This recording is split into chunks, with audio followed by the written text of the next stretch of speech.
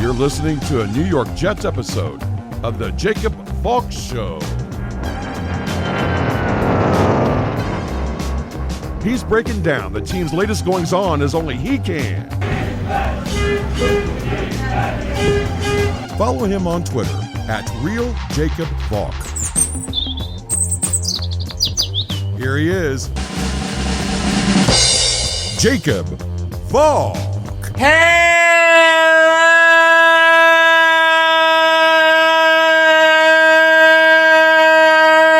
Hello, Jets fans!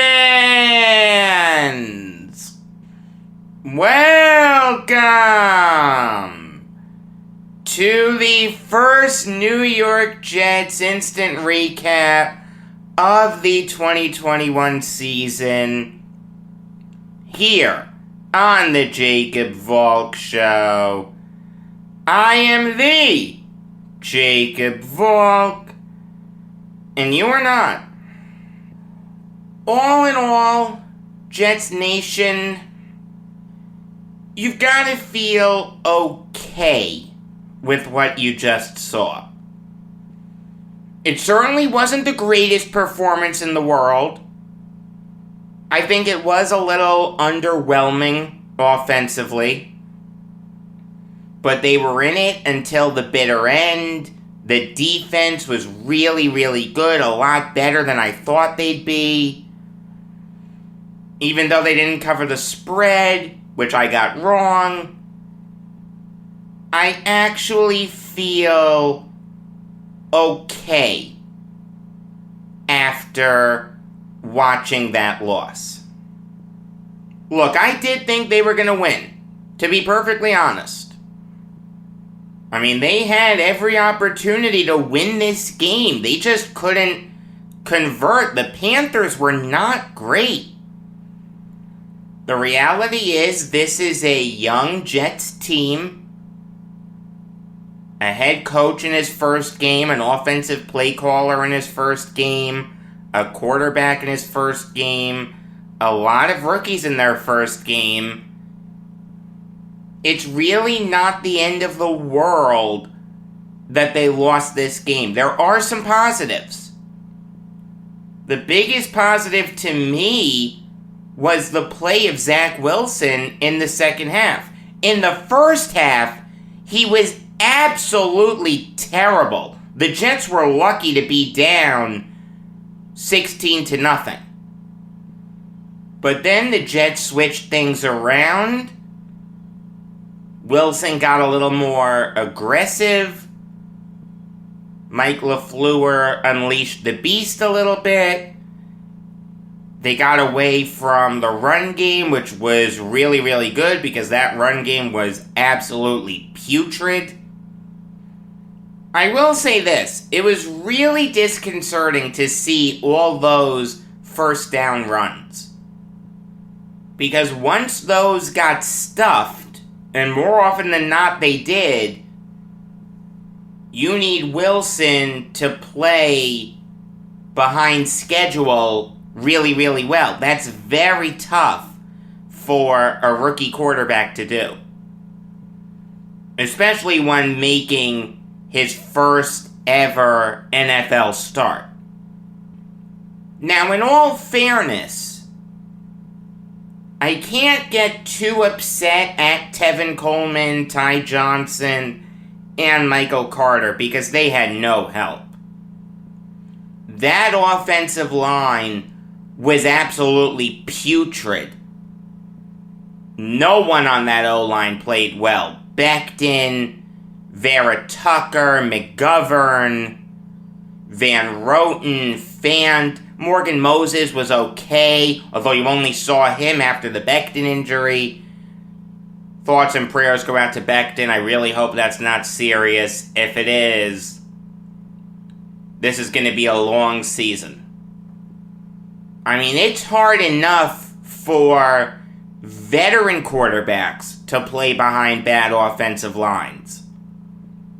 You're expecting a rookie to do it and play well? That's a recipe for failure. That offensive line was putrid. The Panthers don't have a great defense.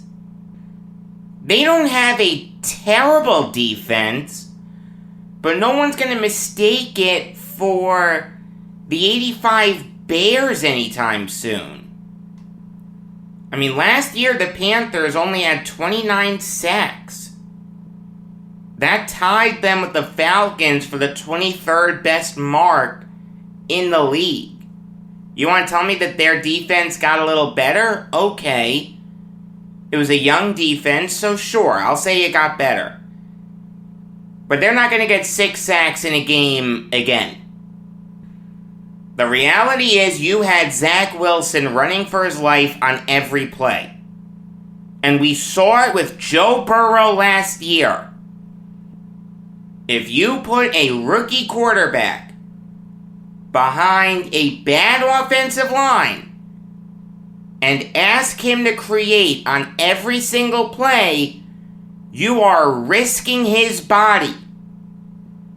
The nightmare scenario for the Jets is a Zach Wilson injury. Given what you just saw, especially considering that last sack where he looked a little out of it. Granted, he threw a touchdown afterwards, but still, he looked a little out of it. I wouldn't bet the rent on Zach Wilson starting all 17 games this year. If this kid is going to be successful, he needs to be protected. That's why I was screaming for Austin Ritter in the offseason. It's why Corey Linsley would have made sense. Move McGovern over to right guard, you're stuck with him. He couldn't work at center, so try him at right guard. Nope, let's just run it back with McGovern and Van Roten. Terrible. Absolutely terrible. Make no mistake about it, the offensive line was the seminal reason that the Jets lost this game, not Zach Wilson. I don't want to hear that Wilson was bad. He really wasn't. The guy was pressured on every play. Okay. He did not do a good job handling that pressure. Threw a lot of incompletions. He threw an interception. He got sacked a lot. Probably should have thrown it away more than he did.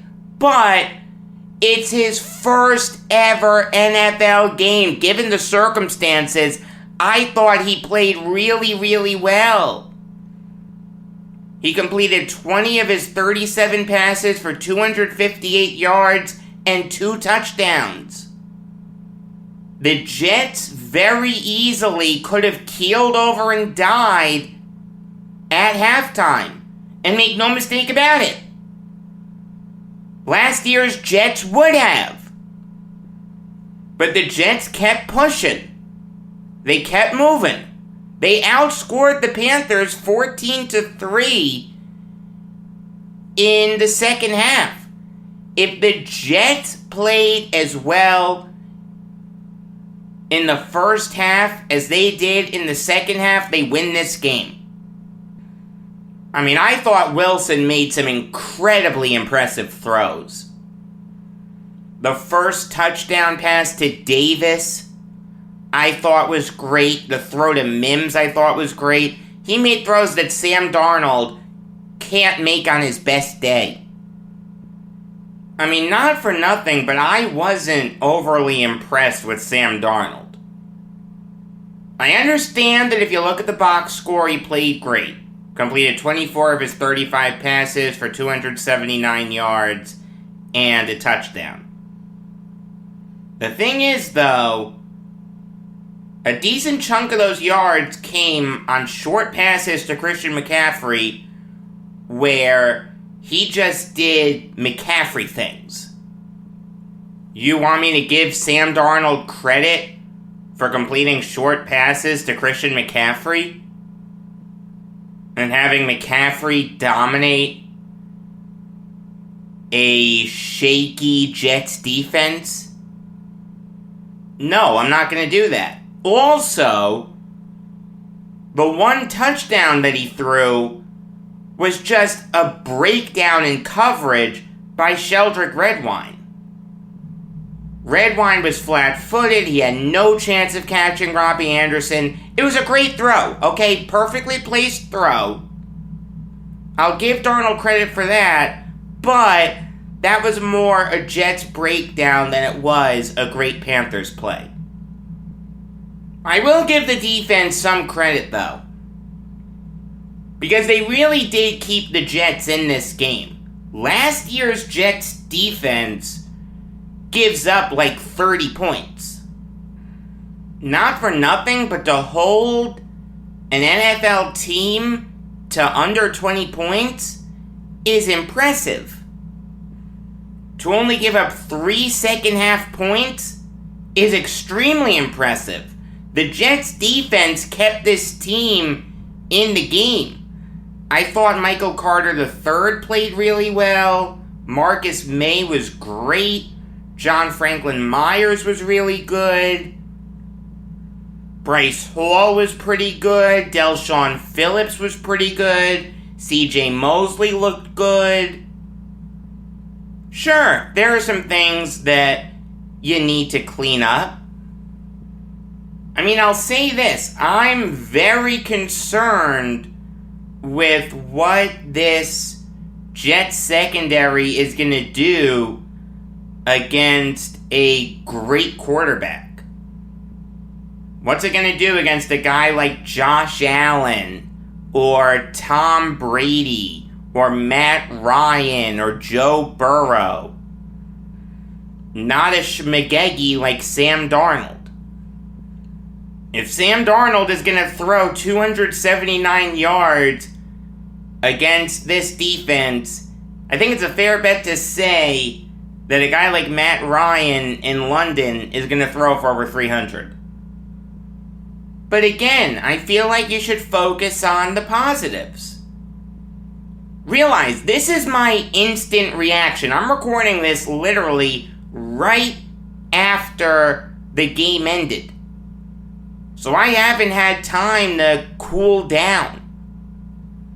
You heard it after the Raiders game last year. I was ticked off. After the Niners game, I was ticked off. I really think there are some good things that came out of this game. You saw that Zach Wilson has a ton of talent. You give him some protection, and he has the arm talent necessary to do very special things. The Wilson to Davis connection is real. And the defense looked much, much, much better than it did last year. Even though I was very skeptical of this Jets defense going into this year, I'll say this. If they play like they did today for the whole season, I'll be doing backflips. I feel like you've got to give Salah and Ulbrich some credit. The defense played really, really well. And also, the Jets may have saved a roster spot. I'm being completely serious. Let's have Matt Amendola handle the kicking and the punting. I understand that he didn't attempt to kick, but from what I saw in the preseason, he has some talent, so I'm sure when he actually kicks in a meaningful NFL game, he'll be good. But let me tell you, he's a really good punter. I don't know when the last time he punted was, but he had 6 punts for 291 yards. That's an average of 48.5. His longest punt was 65 yards, and he placed 2 inside the 20. For a kicker to come in and do that, that's really impressive. When I saw that Braden Mann injury, I thought to myself, oh God, here it comes. Amendola's going to shank every punt. He has no experience with this. it's going to be terrible. But no, he looked really good. I'm completely serious. The Jets may be able to save a roster spot here by having Matt Amendola do the kicking and the punting. Next week, against the Patriots, the home opener, the Jets' first game in front of their own fans since the pandemic started, is going to be a lot of fun. 2 top 15 quarterbacks going at it. You can't tell me that the Jets don't have a chance to win that game. I mean, granted, I don't know what the Patriots are going to do against the Dolphins, but I don't think it'd be crazy to pick the Jets, depending on the seriousness of the Becton injury. If it's something like a torn ACL, okay. We've got a big issue here. But if it's not serious, I wouldn't begrudge you for picking the Jets. You are going to get a New York Jets instant recap next week. The thing is, though, I'm going to the Jets game, so I'm not going to record the show until I get back to my house. That'll be in the evening. I think what I'm going to do for that is post it early in the morning, like 6 a.m. on Monday. I think that's how I'll handle all the Jets instant recaps for games that I attend. On Monday's regular episode of the Jacob Valk Show, which you get every weekday afternoon, you're going to get an interview that I did with Gary Webster, the author of a book on the Cleveland Barons. He's an incredibly nice guy. Monday night, you're going to get a New York Yankees show. There won't be an episode of the Jacob Valk Show on Thursday. That's Yom Kippur, the holiest day of the year for followers of Judaism. Until next time, I'm Jacob Valk. And always remember, if you disagree with me, you're wrong.